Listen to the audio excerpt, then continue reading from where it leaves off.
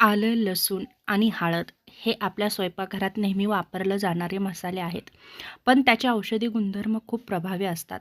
हे तिन्ही घटक नियमित प्रमाणामध्ये घेतले तर शरीराला अनेक चांगले फायदे होतात. जसं की आल्याचे फायदे. आल्यामुळे पचन सुधारतं.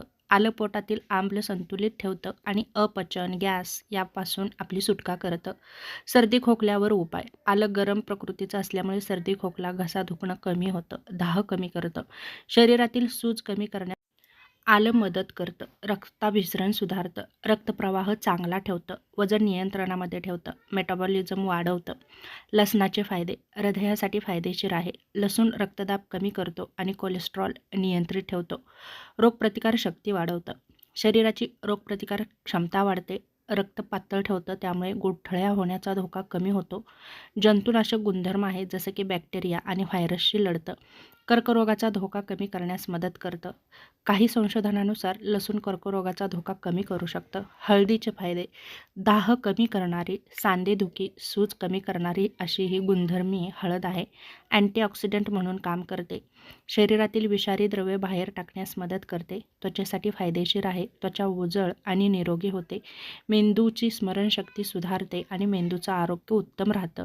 जखमा भरून येण्यास मदत होते. त्याचप्रमाणे एकंदरीत जर फायदे पाहिले आलं, लसूण आणि हळद, तर यामुळे आपली रोगप्रतिकार शक्ती खूप वाढते. शरीरातील सूज आणि वेदना कमी होतात. पचन आणि मेटाबॉलिझम सुधारतं. हृदय आणि रक्तवाहिन्यांचं आरोग्य चांगलं राहतं. सर्दी, खोकला, ताप यासारख्या आजारापासून आपलं संरक्षण होतं. त्यामुळे हे योग्य पद्धतीने आणि योग्य प्रमाणात जर घेतलं तर याचे फायदे आपल्या शरीराला नक्कीच चांगले होतात. सकाळी कोमट पाण्यामध्ये थोडं आलं, लसूण आणि हळद मिसळून घेऊ शकता. स्वयंपाकामध्ये याचा नियमित वापर करा. जास्त प्रमाणात घेऊ नका.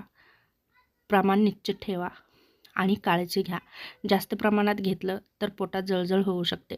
रक्त पातळ करणारी औषधं घेत असाल तर लसूण जरा जपूनच वापरा आणि गर्भवती महिलांनी डॉक्टरांचा सल्ला घेऊनच याचा वापर करा.